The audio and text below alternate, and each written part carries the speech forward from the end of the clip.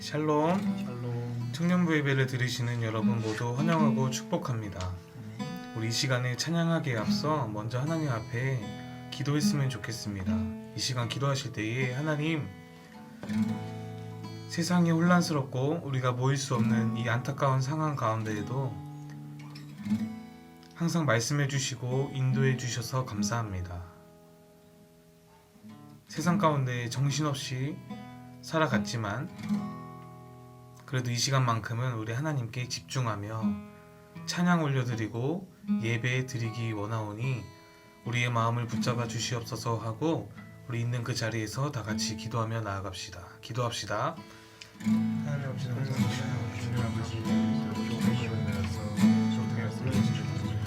예배의 자리에 허락하셔서 예배의 자리에 불러주시는 아버지 감사합니다. 각자의 상황에서 각자의 우리가 각자 아버지 주님께 말하여 아버지 주시는 비록 우리가 주에게는 저지르게 하는 것이나 아버지 어느 것이 아버지 예배를 통해서 아버지 모이고 있습니다. 아버지 주님 마음만을 정말 모여서 주님 예배를 아버지 우리 예배를 들어받아 주셨고 감사드리며 찬양받기에 합당하신 예수님의 이름으로 기도합니다. 우리 이 시간 신나게 주님 찬양합시다.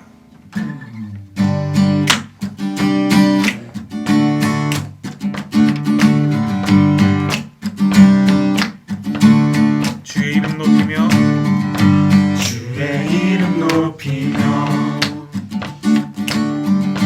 주를 찬양하나이다. 나를 구하러 오신 주를 기뻐하나이다. 주의 이름 높이며 주의 이름 높이며 주를 찬양하나이다. 나를 구하러 오신 주를 기뻐하나이다. 하늘 영광 버리고 이 땅 위에 십자가를 지시고 죄 사했네. 무덤에서 일어나 하늘로 올리셨네. 주의 이름 높이리.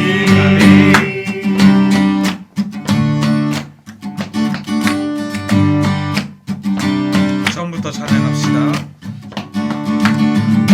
주의 이름 높이며 주를 찬양하나이다. 나를 구하러 오신 주를 기뻐하나이다.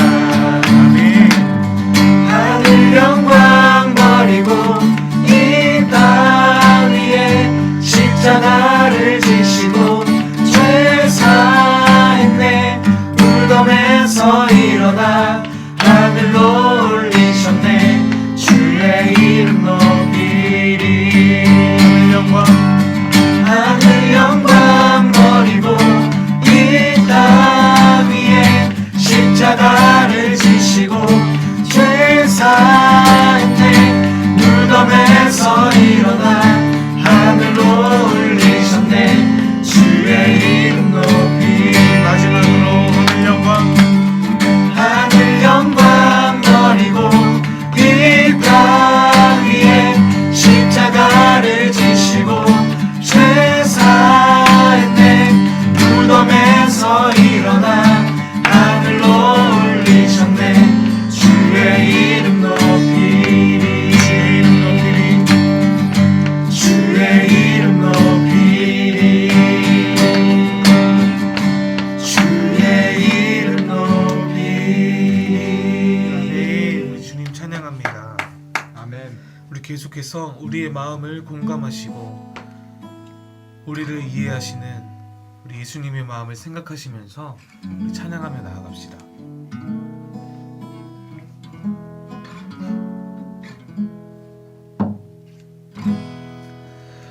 혼자서만 세상을 사는 듯이 주가 멀어 보이기만 할 때 우리는 바라보아야 하네. 우리에게 오셨던 그 주님을 혼자서만 세상을 사는 듯이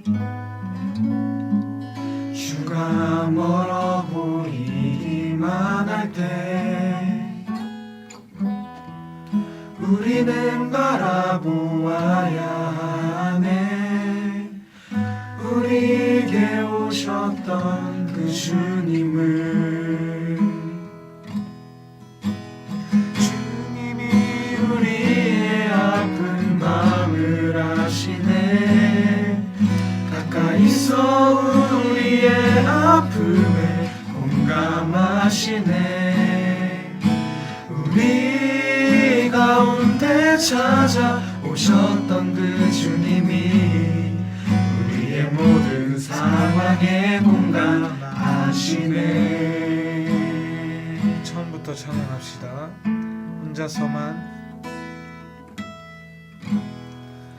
혼자서만 세상을 사는 듯이 주가 멀어 보이기만 할 때 우리는 바라보아야 하네.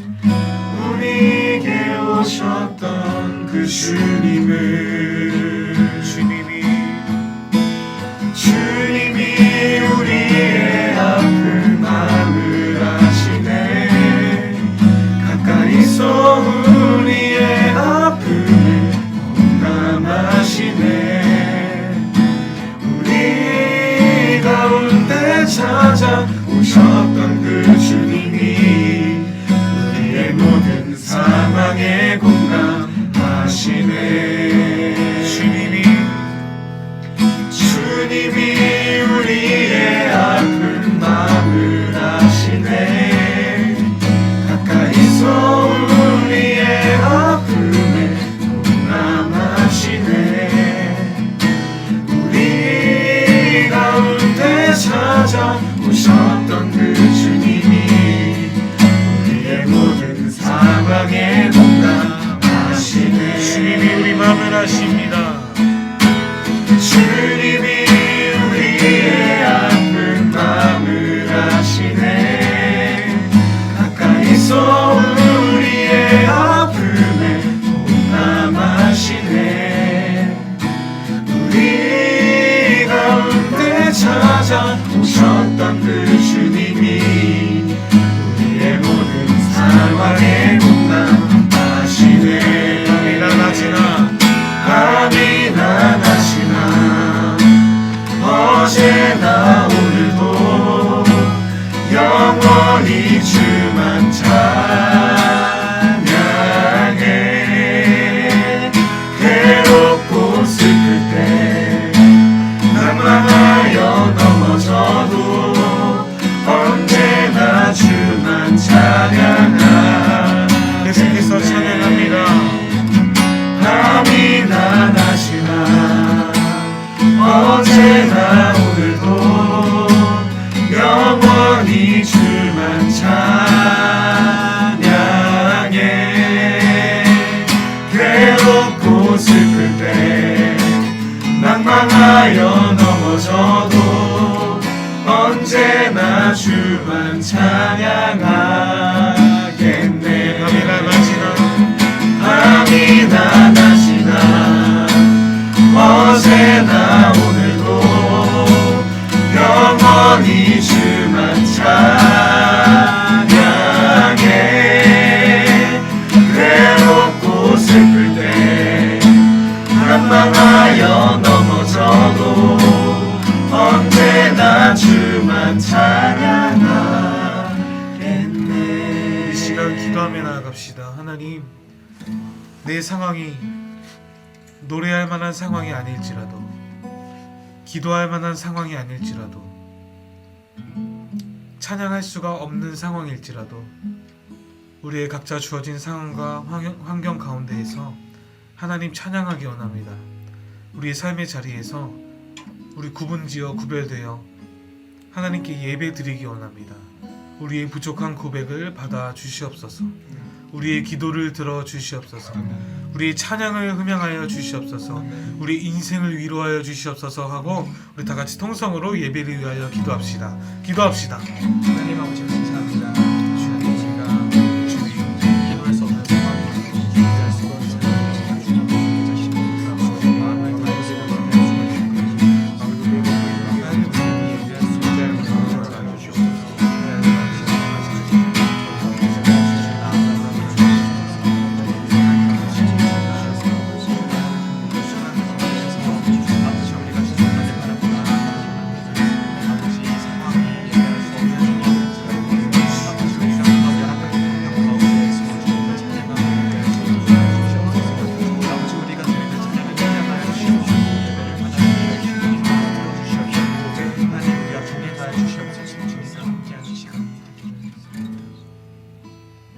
이제는 사도신경으로 우리의 신앙을 고백하겠습니다.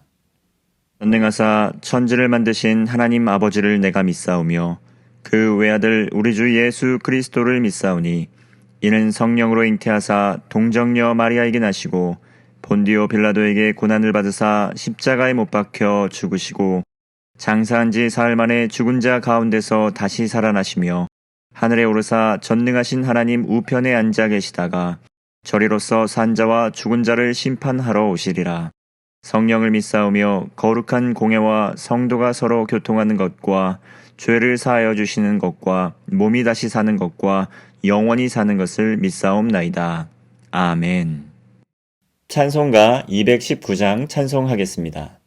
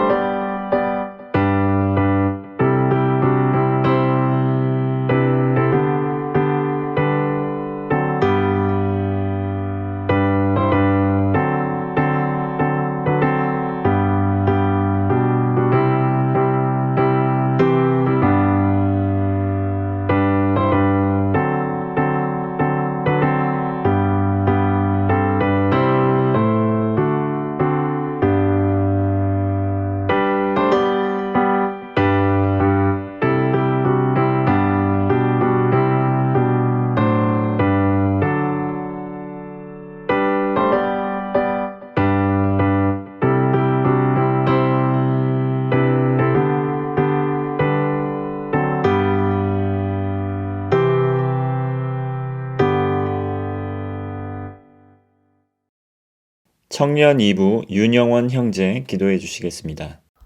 사랑과 소망 되시는 하나님 아버지시여, 죄인 되었던 우리가 이렇게 주님께 나와 경배와 찬양 올려드릴 수 있는 기회 주심에 감사드립니다.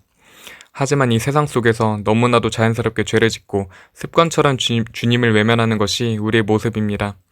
세상이 주는 것들은 무분별하게 받아들이고 즐기면서 정작 주님이 주시는 말씀에는 관심이 없었던 적도 많습니다. 무죄하고 연약한 우리를 용서해 주시고 진리와 사랑으로 이끌어 주시옵소서. 또 한 주간의 삶을 돌아볼 때 주님이 보시기에 선한 것이 너무나도 부족했음을 고백합니다. 주신 사명을 잊어버리고 꺼져가는 불씨처럼 살아갈 때가 많았습니다. 모두 용서하여 주시고 다시금 우리의 본분과 사명 깨닫게 하여 주시옵소서. 코로나로 인해 오프라인 예배가 중단되고 모이지 못하는 어려운 상황 가운데 있습니다. 하지만 우리를 부르시는 주님의 음성은 그 무엇도 막을 수 없음을 깨닫게 하여 주시고 모든 한국교회가 강한 믿음으로 나아갈 수 있게 하여 주시옵소서. 이 광야 가운데서 그 크신 영광과 권능을 드러내 주시고 주시는 사랑과 은혜 경험할 수 있게 하여 주시옵소서. 또 청년부를 위해서 기도합니다. 가정에 어려움이 있는 이들, 관계 가운데 어려움이 있는 이들, 재정적인 어려움이 있는 이들, 또 그 밖에 남들이 알지 못하는 어려움을 겪고 있는 이들이 많습니다. 모두 사랑으로 감싸주시고 함께하여 주셔서 모든 고난 능히 이겨낼 수 있게 하여 주시옵소서. 또 이 경험들을 통해서 주님과 더욱더 친밀해지고 그들의 믿음이 견고해질 수 있게 하여 주시옵소서. 예배를 위해서 기도합니다. 모든 것 아시는 주님께 진심으로 경배와 찬양 올려드리기 원합니다. 마음의 중심을 바로잡고 주님께 집중하는 시간 되게 하여 주시옵소서. 또 주님의 말씀을 전하시는 목사님의 설교에 힘을 더하여 주셔서 청년부 한 사람 한 사람의 삶이 근본적으로 변할 수 있는 시간 되게 하여 주시옵소서. 주님을 더욱더 사랑하고 주님과 더욱더 친밀한 관계 되길 원합니다. 이 시간 만나 주시옵소서. 오직 길이요 진리요 생명 되시는 그 우편에 앉아 계시면서 우리를 위하여 항상 간구하여 주시는 우리 구주 예수님의 이름으로 기도드립니다. 아멘. 오늘 우리에게 주신 하나님의 말씀은 구약성경 열왕기하 17장 24절에서 41절까지의 말씀입니다. 열왕기하 17장 24절에서 41절까지의 말씀을 제가 봉독하겠습니다. 아수르 왕이 바벨론과 구다와 아하와 하맛과 스발와임에서 사람을 옮겨다가 이스라엘 자손을 대신하여 사마리아 여러 성읍에 두매 저희가 사마리아를 차지하여 그 여러 성읍에 거하니라. 저희가 처음으로 거할 때에 여호와를 경외치 아니한 고로 여호와께서 사자들을 그 가운데 보내심에 몇 사람을 죽인지라. 그러므로 혹이 아수르 왕에게 고하여 가로되 왕께서 사마리아 여러 성읍에 옮겨 거하게 하신 열방 사람이 그 땅 신의 법을 알지 못함으로 그 신이 사자들을 저희 가운데 보내매 저희를 죽였사오니 이는 저희가 그 땅 신의 법을 알지 못함이니이다. 아수르 왕이 명하여 가로되 너희는 그곳에서 사로잡아온 제사장 하나를 그곳으로 데려가되 저로 그곳에 가서 거하며 그 땅 신의 법으로 무리에게 가르치게 하라. 이에 사마리아에서 사로잡혀간 제사장 중 하나가 와서 베델에 거하며 백성에게 어떻게 여호와 경외할 것을 가르쳤더라. 그러나 각 민족이 각기 자기의 신상들을 만들어 사마리아 사람의 지은 여러 산당을 두되 각 민족이 자기의 거한 성읍에서 그렇게 하여 바벨론 사람들은 숫꽃 분옷을 만들었고 굿 사람들은 네르가를 만들었고 하맛 사람들은 아시마를 만들었고 아와 사람들은 니파스와 다르닥을 만들었고 스발와임 사람들은 그 자녀를 불살라 그 신 아드람멜렉과 아남멜렉에게 드렸으며 저희가 또 여호와를 경외하여 자기 중에서 사람을 산당의 제사장으로 택하여 그 산당에서 자기를 위하여 제사를 드리게 하니라. 이와 같이 저희가 여호와도 경외하고 또한 어디서부터 옮겨왔든지 그 민족의 풍속대로 자기의 신들도 섬겼더라. 저희가 오늘까지 이전 풍속대로 행하여 여호와를 경외치 아니하며 또 여호와께서 이스라엘이라 이름을 주신 야곱의 자손에게 명하신 율례와 법도와 율법과 계명을 준행치 아니하는도다. 옛적에 여호와께서 야곱의 자손에게 언약을 세우시고 저희에게 명하여 가라사대 너희는 다른 신을 경외하지 말며 그를 숭배하지 말며 그를 섬기지 말며 그에게 제사하지 말고 오직 큰 권능과 능력과 편팔로 너희를 애굽에서 인도하여 낸 여호와만 너희가 경외하여 그를 숭배하며 그에게 제사를 드릴 것이며 또 여호와가 너희를 위하여 기록한 율례와 법도와 율법과 계명을 너희가 지켜 영원히 행하고 다른 신들을 경외치 말며 또 내가 너희와 세운 언약을 잊지 말며 다른 신들을 경외치 말고 오직 너희 하나님 여호와를 경외하라. 그가 너희를 모든 원수의 손에서 건져내리라 하셨으나 그러나 저희가 듣지 아니하고 오히려 이전 풍속대로 행하였느니라. 그 여러 민족이 여호와를 경외하고 또 그 아로새긴 우상을 섬기더니 그 자자손손이 그 열조에 행한 것을 조차 오늘까지 그대로 하니라. 아멘. 오늘은 두 마음을 품은 결과라는 제목으로 말씀을 전하겠습니다.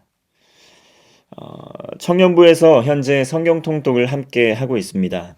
열왕기서의 말씀을 읽고 있는데요. 특별히 열왕기하 이 17장의 말씀은 북이스라엘의 멸망 과정을 보여주고 있습니다.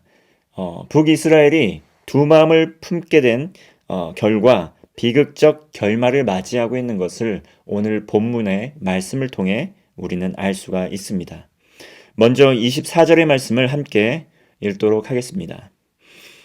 아수르 왕이 바벨론과 구다와 아하와 하맛과 스발와임에서 사람을 옮겨다가 이스라엘 자손을 대신하여 사마리아 여러 성읍에 두매 저희가 사마리아를 차지하여 그 여러 성읍에 거하니라. 24절을 보면 아수르 왕이 여러 지역에서 사람을 옮겨다가 이스라엘 자손을 대신하여 사마리아에 둡니다. 아수르 왕은 북이스라엘의 영토에 아직 남아있는 이 북이스라엘의 정체성을 지우고 그리고 철저하게 무너뜨리기 위해서 이주 정책을 펼쳤습니다. 타 지역에 사는 외국인들을 사마리아로 이주를 시킨 것입니다. 그렇게 해서 결혼하고 나름의 종교를 갖고 살도록 했습니다. 이것은 북이스라엘이 이 아수르의 북이스라엘의 색깔 지우기 정책이었습니다. 그러면서 아수르 왕은 여호와께 관심을 기울이지 않았습니다. 그런데 그곳에서 재앙이 일어나기 시작한 겁니다. 사람들이 이주해 가서 살기 시작했는데 그곳에 여러 가지 이유로 인해서 재앙으로 인해서 사람이 죽기 시작한 겁니다. 그 이유는 무엇입니까? 여호와께서 그들이 여호와를 경외치 않는 것을 보고 그 땅을 심판하신 것입니다. 사자들을 그 가운데 보내셔서 재앙이 일어났기 때문입니다. 그 사실을 아수르 왕이 알게 됩니다. 그러면서 아수르 왕은 여호와를 주목하게 됩니다. 그리고 그는 생각합니다. 북이스라엘의 이 사마리아로 간 이방인들이 그 땅의 신의 법을 잘 알지 못하기 때문에 그 땅에 있는 그 신이 진노하여서 죽게 된 것이구나. 어서 그 땅의 신을 달랠 수 있는 방법, 잘 융화해서 살 수 있는 방법을 마련해야 되겠다. 이렇게 생각을 하게 됩니다. 그래서 생각한 것이 무엇입니까? 고안해낸 방법, 포로로 사로잡아왔던 제사장을 다시 사마리아로 보내게 되는 것이죠. 그리고 그가 그 사람들을 가르칩니다. 제사장은 베델에 거하면서 어떻게 하면 여호와를 경외하며 살 수 있는지 방법을 가르쳐 줍니다. 그러나 그 안에 살고 있었던 사람들은 여호와께 전적으로 헌신하지 않습니다. 제사장의 방법을 가르쳐 주었지만 그 방법대로 그대로 실천하지를 않습니다. 여호와 한 분만으로 만족하지 않는다는 것이죠. 그리고 과거의 습관을 따라 자신의 신을 섬깁니다. 그리고 신상을 따로 만듭니다. 당시 사마리아 사람들은 여러 곳에 산당을 두었습니다. 산당은 무엇입니까? 우상 숭배하는 곳으로 주로 쓰였습니다. 바벨론 사람들은 그곳에서 숫꽃, 느봇을, 분옷을 만들었다. 굿 사람은 네르가를 만들었다. 하맛 사람들은 아시마를 만들었다. 그리고 아와 사람은 나파스와 다르닥을 만들었다고 이야기를 하고 있습니다. 그리고 스발와임 사람은 어떻습니까? 그 자녀를 불살랐다. 이것은 무엇입니까? 그 불살라서 아드람멜렉과 아남멜렉이라는 그 신에게 드렸다라고 이야기를 하고 있습니다. 자녀들을 태워서 불살라서 신에게 드렸다. 인신제사입니다. 각기 자신이 섬기는 신의 신상을 세우고 그리고 그곳에서 신상을 세우고 이방신을 섬겼습니다. 여호와 경외하는 법을 배웠습니다. 그러나 여호와 경외하는 법을 반쯤만 배웠던 것 같습니다. 반쯤만 배워서 자신이 섬겼던 그 신상, 그 신상도 만들고 섬겼던 신을 섬기는 모습을 볼 수가 있습니다. 여호와 한 분만을 섬기는 것, 여호와 한 분 하나님만을 섬겨야 되는 것, 우리는 모두 다 알고 있습니다. 그런데 어떻습니까? 사사시대 때, 성경에 나와 있는 사사시대 때 사람들은 여호와를 경외하는 것을 잊어버렸습니다. 그리고 어떻게 했습니까? 각기 소견에 옳은 대로 행하였다. 사사기는 이렇게 기록을 하고 있습니다. 소견에 옳은 대로 행하였다. 그것은 무엇입니까? 자신이 생각하는 대로, 자신이 믿는 대로, 자신이 옳다고 생각하는 대로 행하였다는 것을 우리는 알 수 있습니다.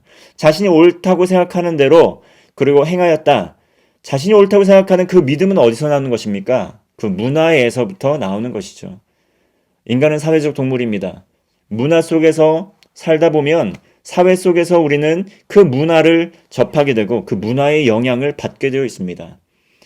자신이 옳은 대로 하나님의 법칙을 떠나서 소견에 옳은 대로 행하였던 그 사사시대 사람들, 그 당시 만연해 있던 그 사사시대 문화를 따라 그 영향력에 힘입어서 마음껏 우상숭배했고 마음껏 그 당시 사람들이 행했던 생활 습관을 따라 마음대로 살아갔다는 것입니다. 그 사람들에게는 전혀 이질감이 없었을 것입니다. 하지만 하나님 보시기에는 매우 악했다. 자신의 소견대로 소견에 옳은 대로 사는 삶, 하나님의 기준과 벗어나서 그 시대의 문화의 색깔을 입고 그 문화의 기준대로 행하는 그 삶, 그것이 하나님의 뜻과 달랐을 때 하나님은 소견에 옳은 대로 행하였다고 하였고 그것을 악하다고 이야기하셨습니다.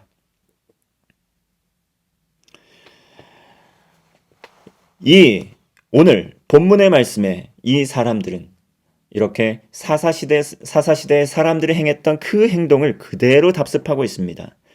그리고 자신들 중에서 산당의 제사장도 택하였습니다. 산당에서 자신을 위하여 제사를 드리겠습니다. 이 장면을 생각할 때 우린 무엇이 떠오릅니까? 미가의 제사장이 떠오르지 않습니까? 미가의 제사장, 마음대로 아무나 제사장을 삼았습니다. 미가의 집에서는 제사장이 없자 아무나 제사장을 삼았습니다. 그리고 여호와를 섬김의 모습도 있었지만 집에 또 드라빔도 두게 되고 그리고 이방 신상을 두게 되는 것들 우리는 보았습니다. 제사장도 마음대로 세우고 하나님도 섬기고 이방신도 섬기고 마음대로 아무나 섬기는 그러한 소견에 옳은 대로 사는 삶, 그것이 바로 제사장이 미가의 집에 일어났던 모습이라는 것이죠. 이렇게 여러 시기가 흘러서 사사시대, 통일왕국시대, 분열왕국시대 지나가서 분열왕국시대 북이스라엘의 말미에 똑같은 일들이 다시금 반복되고 있는 것입니다. 다시금 답습되고 있는 것입니다. 오늘 본문의 33절 말씀처럼 이와 같이 여호와도 경외하고 그 민족의 풍속대로 자기의 신도 섬겼습니다. 여호와도 섬기고 자신의 신도 섬겼습니다. 두 마음을 품은 것이죠. 여호와도 사랑하지만 다른 신도 사랑합니다. 우리의 사랑, 우리의 믿음, 우리의 섬김, 우리의 헌신, 둘을 향한 이 헌신과 섬김 다 중요합니다. 라고 이야기했던 것입니다. 여호와도 섬기고 자신의 신도 사랑하고 섬기고 두 분 모두 기쁘게 드리는 것이니까 좋은 것 아닙니까? 이렇게 생각하실 수도 있습니다. 그러나 이것이 과연 옳은 것입니까? 과연 이것이 합당한 것입니까? 아닙니다. 왜냐하면 하나님께서는 두 마음을 품은 사랑을 원하지 않기 때문입니다. 하나님께서는 두 마음을 품은 사랑을 미워하시기 때문입니다.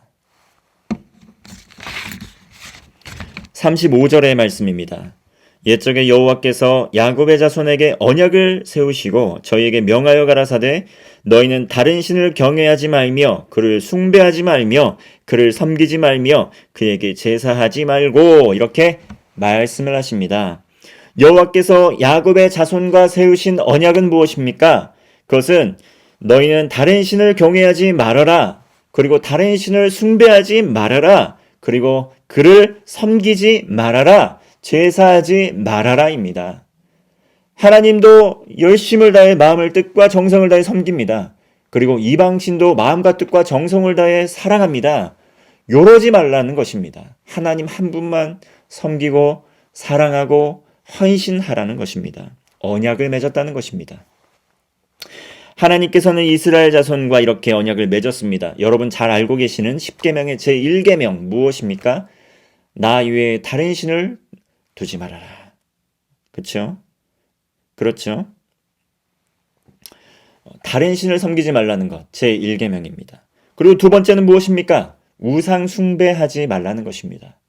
다른 신을 섬기지 말아라. 나 외에 다른 신을 섬기지 말고 우상을 숭배하지 말아라. 그리고 하나님 한 분만 사랑하라. 이것이 제일 가는 계명 아니었겠습니까? 이러한 사랑은 아주 배타적인 것처럼 보입니다. 배타적 사랑인 것처럼 보입니다. 하나님 한 분만 사랑하고 왜 다른 신을 섬길 수 없는 것인가? 왜 다른 신을 섬기면 안 되는 것인가? 사랑으로 섬기겠다는데 그것이 무엇이 문제인가? 문제입니다. 배타성이 있기 때문입니다. 하나님과 우리의 관계는 배타적 사랑의 관계로 묶여 있습니다. 이러한 것은 우리가 어렸을 때 우리들이 내가 친한 친구가 다른 친구랑 친하게 지내는 것이 질투가 나가지고 너 나하고만 놀아야 돼. 다른 아이하고 놀면 안 돼. 그럼 나 진짜 삐질 거야. 미워할 거야. 이런 거 아닙니다. 이런 수준의 약속이 아닙니다. 뭐 두루두루 사랑하면 되지 왜 이렇게 편협한 한 명만 사랑하는 사랑을 할까? 하나님 정말 하나님은 좀 편협한 거 아니에요? 하나님 사랑에도 자유가 있지 않습니까? 이렇게 생각할 수 있습니다. 그러나 하나님에 대한 이 배타적인 사랑 어디에 가장 잘 나타나 있냐면 부부 관계 가운데에서 나타납니다. 부부간의 사랑에서 우리는 이 배타적인 사랑의 관계를 찾아볼 수가 있습니다. 부부 관계에서는 한 배우자만 사랑하고 섬기는 관계입니다. 그래서 부부는 이 세상 어떤 관계보다도 가깝습니다. 그래서 부부는 몇 촌이라고 하지요? 부부는 무촌이라고 합니다. 우리 39절의 말씀 함께 읽겠습니다.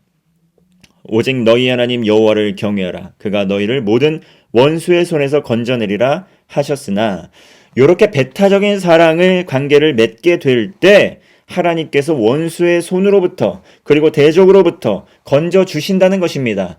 먼저 선행되어야 할 것은 무엇이냐면 이 배타적인 사랑의 관계, 연합의 관계를 맺는 것입니다. 그러한 이들을 원수의 손으로부터 건져주시고 보호해주시겠다 이렇게 약속을 하셨습니다. 언약입니다. 그런데 이스라엘은 그 언약을 지키지 않았습니다. 두 마음을 품었다는 것이죠. 하나님도 경외하고 그리고 우상 숭배도 하고 이방신도 섬겼다는 것입니다. 그 땅에는 이방인들이 그렇게 있고 그 땅에 살고 있는 이 북이스라엘 남아있는 사람들, 사마리아 사람들도 그렇게 동화되어 갔습니다. 그렇게 됐습니다. 두 마음을 품은 사랑을 했다는 것이죠. 두 마음을 품고 사랑을 했습니다. 양다리 거쳤다는 겁니다. 그 결과 모든 것을 완전히 잊어버리고 맙니다. 모든 하나님을 경외하는 그러한 삶의 모든 습관들이 역시 잊혀지게 됩니다. 사라지고 맙니다. 하나님과 언약을 맺고 또 다른 신과 언약을 맺는 것, 하나님께서는 성경에서 이것을 무엇이라고 표현하십니까? 간음이라고 표현합니다. 하나님과 언약을 맺고 다른 신과 언약을 맺는 것. 요거 외교적으로 굉장히 수완이 좋아가지고 이 동맹국이 많으면 많을수록 좋은 거 아닌가? 언약을 많이 맺으면 많이 맺을수록 좋은 것 아닌가? 그러나 하나님과의 관계에서는 그것이 적용이 되지가 않습니다. 하나님 한 분만 섬겨야 되는 것, 배타적인 언약의 관계를 맺어야 하는 것이 하나님과 이스라엘 사이의 약조였습니다. 그런데 이스라엘은 그 언약을 깨뜨려 버립니다. 두 마음을 품습니다. 여호와 주님, 내 주님 사랑하는 거 아시죠? 그런데 저 신도 너무나 흠모할 만하지 않습니까? 저는 저 신도 사랑합니다. 주님도 사랑합니다. 하나님도 사랑합니다. 그런데 저 신도 사랑합니다. 이렇게 두 마음을 품은 사랑을 했다는 것이죠. 그 결과 간음이라는 표현을 듣게 되고 간음이라고 말을 듣게 되고 그리고 심판을 받게 됩니다. 자, 이러한 것 어떻습니까? 비유를 하자면 마치 사랑하는 남녀가 결혼을 해서 가정을 이루었는데 배우자가 다른 사람을 사랑하는 것과 같은 상황입니다. 그렇기 때문에 하나님께서 성경에서 이 상황, 하나님을 떠나서 다른 신을 섬기고 우상 숭배하는 이스라엘을 향해서 간음한다고 표현을 하신 것입니다. 그렇기 때문에 간음을 한 것이죠. 부부관계 가운데 그 배타적인 사랑의 관계, 연합의 관계를 기준으로 지금 이스라엘이 다른 신을 섬기게 될 때 지금 간음하고 있다 이렇게 이야기를 한 것입니다. 하나님과 이스라엘은 결혼 관계로 비유를 할 수 있습니다. 신랑과 신부의 관계로 연합하게 되었다는 것이죠. 하나님과 우리의 관계, 다양한 관계 많습니다. 왕과 신하의 관계, 아버지와 아들의 관계, 또 친구의 관계 있습니다. 그러나 가장 가깝고 친밀하게는 연합의 관계라고 이야기할 수 있는데 그 연합은 예수 그리스도와 또 우리가 온전한 연합을 이루었다는 것은 무엇이냐면 마치 부부관계 가운데 정말 격이 없는 그 친밀한 사귐과 나눔의 관계까지 더 깊은 수준의, 더 진지한 수준의 그러한 연합이 이루어졌다는 것이죠. 사랑하는 남자와 여자가 만나 한 가정을 이룬 것처럼 신랑 되시는 예수 그리스도께 그리스도의 신부인 성도가 연합의 관계로 들어가게 되는 것입니다. 그렇기 때문에 다른 신을 섬기는 것은 부부간에 다른 사람, 배우자가 다른 사람을 사랑하는 것과 같은 그러한 결과를 얻게 되는 것이죠. 간음입니다. 배신입니다. 배신은 무엇입니까? 신뢰를 깨뜨리는 것입니다. 언약을 깨뜨리는 겁니다. 신뢰를 저버린 것입니다. 하나님께만 헌신하고 섬겨야 하는 이유가 바로 여기에 있는 것입니다. 우리 40절 말씀입니다. 40절 말씀을 보면 저희가 이전에 풍속대로 행하였다는 것을 알 수 있습니다. 저희가 듣지를 않았습니다. 이스라엘은 듣지 않고 이전의 풍속대로 행하였습니다. 여러 민족들도 하나님을 또 온전히 섬기는 것이 아니라 자신의 풍속을 버리지 못합니다. 그 결과 어떻게 됩니까? 그 행위가 자자손손, 대대손손 이어지게 됩니다. 답습하게 됩니다. 41절 말씀입니다. 그 결과 여러 민족이 여호와를 경외하고 우상을 겸하여 섬겨서 그 행위가 대대손손, 자자손손 이어지게 되었다라고 말씀하고 있습니다.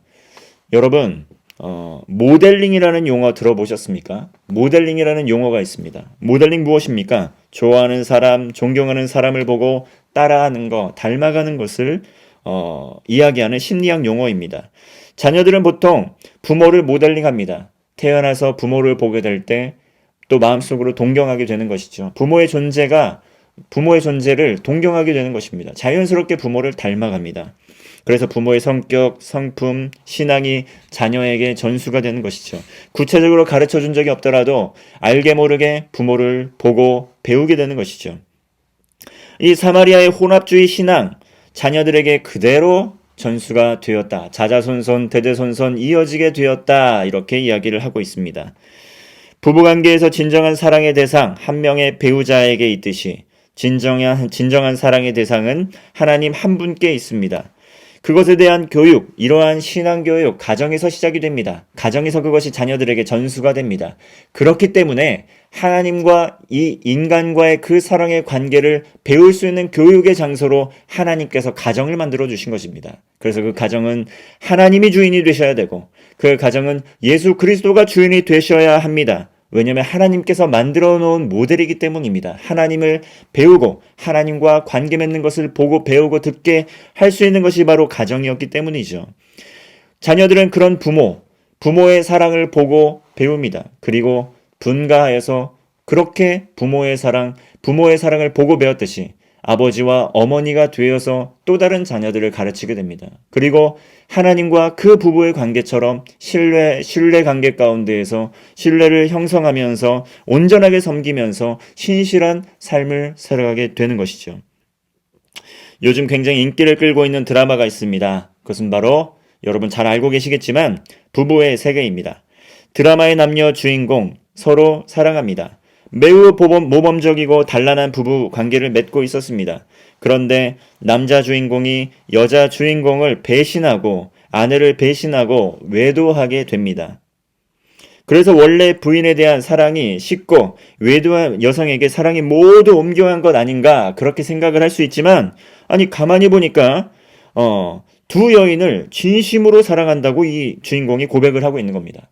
자, 부인도 사랑하고 외도한 그 여인도 그 여인도 두 번째 여성도 진심으로 사랑한다는 겁니다. 한마디로 두 여인을 진심으로 사랑하고 있다는 겁니다. 여러분, 이것이 말이 됩니까? 두 여인을 한 남자가 동시에 사랑하는 것, 이거 가능한 겁니까? 여러분, 이것이 많은 사람들의 공분을 샀습니다. 여러분 뭐 가능하다고 생각하는 분 있을지 모르겠지만 이것은 많은 사람들의 공분을 샀습니다. 어떻게 두 사람을 동시에 사랑할 수 있다는 말인가? 그것도 부부 관계를 맺고 있는 사람이 말입니다. 유부남이 말입니다. 그 결과 어떻게 됩니까? 아내는 원래 가정을 이루었던 그 아내, 배우자는 그 사실을 받아들일 수가 없었던 것이죠. 그 결과 가정이 깨지게 됩니다. 아내는 그러한 남편을 받아들이고 수용할 수가 없었습니다. 분노했습니다. 열받았습니다. 그래서 두 마음을 품은 결과 가정이 깨어지게 됩니다. 그리고 많은 상처를 서로에게 남기게 됩니다. 두 사람만 상처를 남기게 됩니까? 아닙니다. 부부만 고통받았습니까? 아닙니다. 그 안에 있는 자녀도 고통을 받았습니다. 여러분, 신앙생활도 마찬가지입니다. 하나님 한 분만을 섬기는 것, 예수 그리스도를 마음의 구원자로 모셔드리는 것, 이것은 하나님 나라의 원리입니다. 다른 신을 섬기는 것 아닙니다. 배타적 관계 가운데 하나님과의 사랑을 잘 맺어야 된다는 것입니다. 이것이 우리 하나님께서 이 세상을 만드신 창조 원리 중에 하나이라는 것이죠. 사랑하는 남과 여가 만나서 하나의 가정을 이루고 그 가정 안에서 서로 또 희노애락을 또 거치면서 기쁠 때나 슬플 때나 어려울 때나 모든 상황 가운데에서 서로를 향한 그 헌신과 신뢰의 관계, 그 관계를 통해서 하나님 사랑에 대한 사랑을 우리는 배워갈 수 있게 된다는 것이죠. 우린 이러한 배타적인 사랑 관계 속에서 우리의 연약함을 이길 수 있습니다. 우리의 마음 가는 대로 사랑, 우리의 원하는 대로 사랑, 우리의 욕망에 따른 사랑이 아니라 이 배타적인 사랑의 관계와 질서 안에서 우리는 우리의 연약함을 극복할 수가 있습니다. 그리고 보이지 않는 하나님과 온전한 사랑의 관계를 맺을 수가 있습니다. 모든 것을 사랑하면 여러분, 결국 모든 것을 사랑할 수 없게 됩니다. 모든 사람을 또 부부에게 허락한 수준으로 사랑하게 되면 정말 신실하고 변함없는 사랑에 대한 신뢰를 가질 수가 없습니다. 결국 아무도 제대로 사랑할 수 없게 된다는 것이죠. 여러분, 카사노바에 대한 이야기가 참 많이 있습니다. 카사노바, 많은 여성들을 사랑한 사람입니다. 많은 여성들을 사랑한 남성입니다. 모든 여성을 사랑하는 것 같습니다. 그러나 모든 여성을 절대 사랑할 수가 없었습니다. 모든 여성을 사랑했기에 아무도 사랑할 수 없는 결과를 얻게 되었다는 것입니다. 하나님을 사랑하는 것도 마찬가지입니다. 하나님을 사랑하게 될 때, 배타적 사랑의 관계를 맺게 될 때 우린 진정한 사랑의 관계를 맺을 수가 있습니다. 진정한 사랑의 관계는 어디에 기초합니까? 신뢰에 기초합니다. 흔들리지 않는 것, 요동하지 않는 것, 그 신뢰의 바탕, 신뢰의 기초가 있어야지 우리는 이 세상을 힘있게 살아갈 수가 있습니다. 베이스가 없이는 모든 것이 무너지게 되는 것이죠.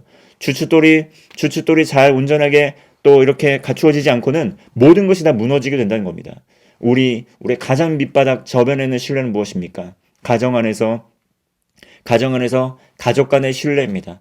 그리고 가정을 이루게 되었을 때 부부 간의 신뢰입니다. 서로의 신뢰가 또 서로 신뢰하게 될 때 또 안정된 삶을 살게 되고 이 땅 가운데에서 힘있게 살아갈 수 있게 됩니다. 그 신뢰는 하나님과 나와의 관계 가운데의 신뢰에 영향을 미치게 됩니다. 변함없는 하나님의 사랑을 느낄 수 있게 됩니다. 신뢰가 바탕이 될 때 온전한 사랑이 가능합니다. 그러나 이 신뢰할 수 있는 사랑은 배타적인 관계 가운데에서 형성이 되는 것입니다. 이 사람이 언젠간 나를 떠날 수 있다는 것, 이 사람이 언젠간 나를 버리고 갈 수 있다는 것, 이 사람이 언젠가는 나를 배신할 수 있다는 것, 이것은 불안감을 우리에게 주게 됩니다. 하나님께서 언젠간 나를 버리실 수도 있다는 것, 하나님께서 언젠간 나를 지옥에 보내실 수도 있다는 것, 하나님께서 끝까지 나를 천국에 보내실까 이런 의심이 드는 마음을 들게 한다는 것이죠. 우리의 삶에 불안감을 줍니다. 그러나 내 마음에 이 깊은 신뢰와 평강 어디서 나옵니까? 하나님께서는 결코 나를 떠나지 않으시고 하나님께서는 결코 나를 버리지 아니하시고 하나님께서 끝까지 나를 사랑하신다는 그 신뢰와 믿음의 기초 가운데 있는 것이죠. 배타적 사랑이 있을 때 가능한 것입니다. 나를 사랑하신 하나님, 우리 온 민족을 사랑하시는 하나님, 온 백성, 하나님의 백성을 사랑하시는 하나님, 끝까지 버리지 않으시고 돌보시고 끝까지 지켜주시는 하나님, 그 배타적 사랑의 하나님, 그 사랑의 기초가, 그 신실한 사랑의 기초가 있을 때 우리의 참된 평안과 안식이 있다는 것이죠. 남녀 간의 사랑에서도 그렇습니다. 부부 간의 관계 가운데서도 그렇습니다. 그 가정 가운데 속해 있는 자녀들도 그러한 신뢰감 가운데 기쁨으로 살아갈 수 있는 것입니다.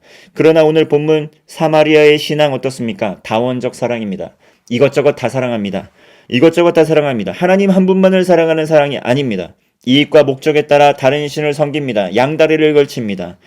다른 신을 섬기는 그 신앙의 본을, 이것저것 다 사랑하는 사랑의 본을 자녀들에게 그대로 전수해주게 됩니다. 그 결과 자자손손 대대손손 이렇게 우상을 숭배하고 또 자기 소견에 오른 대로 사는 삶을 살게 된다는 것이죠. 그것이 행복할까요? 그것이 기쁨이 있을까요? 그것에 자유가 있을까요? 사마리아인들은 더더욱 자유가 없어지고, 사마리아인들은 더더욱 기쁨이 없어지고, 사마리아인들은 더더욱 깊은 고통 가운데 살아가게 되는 결과를 맞이하게 됩니다. 한 마음으로 두 생각을 잠깐 품을 수 있을지 모르겠습니다. 그러나 한 마음으로 두 마음에 머물 수는 없습니다. 여러분, 가정은 하나님 나라가 구현되는 곳입니다. 먼저 가정이 하나님 나라가 되어야 됩니다. 서로에게 헌신하고 사랑해야 됩니다. 신뢰의 관계가 회복이 되어야 됩니다. 그렇게 할 때 하나님의 사랑이 온전하게 성취될 수 있습니다. 반대로 진정으로 하나님을 섬기고 헌신하게 될 때 진정한 사랑을 실천할 수 있게 됩니다. 에스라 느헤미야, 무너진 성전을 다시 건축하고자, 에스라 성벽을 다시 재건하고자 느헤미야는 오게 됩니다. 에스라 느헤미야가 예루살렘으로 또 귀환하게 되어서 가장 먼저 했던 것이 무엇입니까? 유대 민족의 신앙을 개혁하는 것이었습니다. 제일 먼저 한 것 신앙개혁이었습니다. 제일 먼저 한 것 이방인을 내쫓는 또 행위를 동반했습니다. 다른 것이 아니었습니다. 하나님을 섬기는 가정을 이루는 것이었습니다. 이방인을, 다른 신을 가정에서 몰아내는 것이었습니다. 믿음의 가정을 세우는 것이었습니다. 그리고 신앙으로 하나 되고 한 사람에게 헌신하고 사랑하는 것을 회복하는 것이었습니다. 그리하여 여호와 하나님만을 사랑하는 신앙이 회복되었습니다. 하나님과의 관계가 회복되어서 복을 누리기 시작했습니다. 그리고 이웃과의 관계가 회복되어 복을 누리기 시작했습니다. 여러분, 두 마음을 품은 결과 복을 상실하는 것입니다. 땅을 상실하는 것입니다. 하나님 한 분만 섬기신 여러분 되시길 바랍니다. 하나님 한 분만 사랑하는 여러분 되시길 바랍니다. 그리고 또 사랑하는 또 배우자를 만나고 또 상대를 만나게 될 때 온전한 사랑, 온전한 헌신, 한 사람을 향한 그 사랑, 진실한 사랑을 통해 하나님의 사랑을 또 깨닫고 깊이 있게 누리며 복을 누리는 여러분 되시기를 바라겠습니다. 기도하겠습니다. 하나님 아버지, 또 사마리아 백성들이 두 마음을 품은 또 결과가 어떤지 오늘 보게 됩니다. 여호와 한 분 하나님만 섬기라고 말씀하여 주셨습니다. 그것이 복을 받는 길이었기 때문입니다. 복을 누릴 수 있는 길이었기 때문입니다. 주님, 여호와 한 분 하나님을 경외하고 다른 신, 다른 우상, 그 어떤 것도 우리의 삶에서 또 사라지게 하여 주셔서 하나님 한 분만 경외하고 섬기는 가운데 복을 누리는 주의 복된 백성 되게 하여 주옵소서. 예수님의 이름으로 기도합니다. 아멘.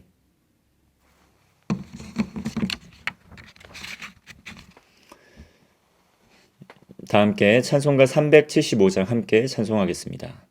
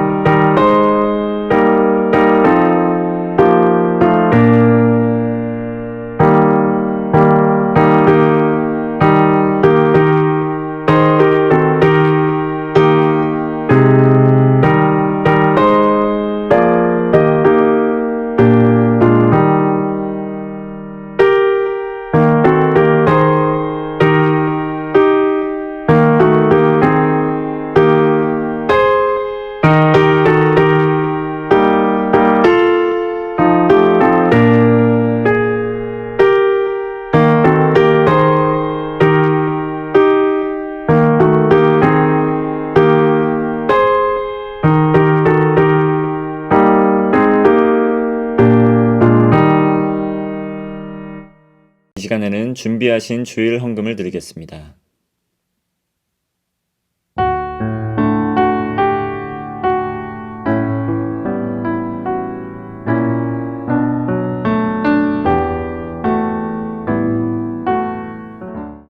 다 같이 일어나셔서 봉헌 찬송하겠습니다.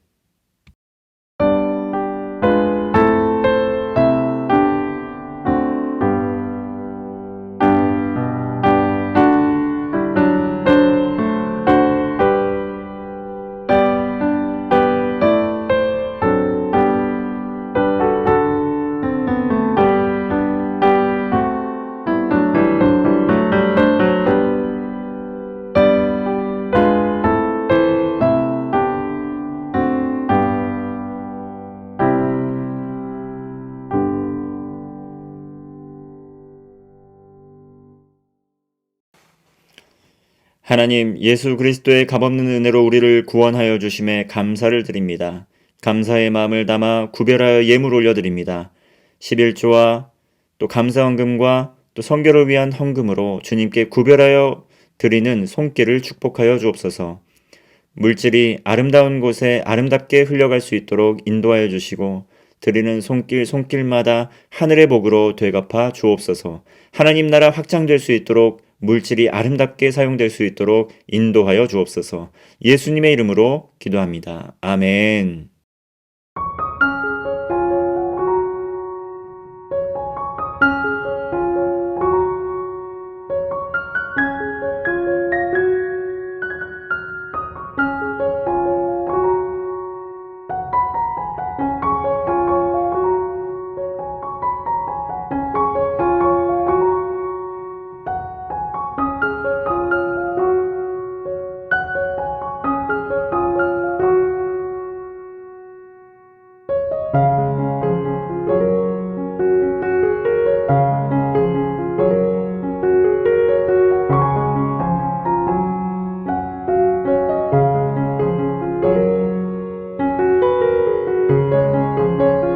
다 같이 일어나셔서 파송 찬양 부르신 후에 세상으로 나아가겠습니다.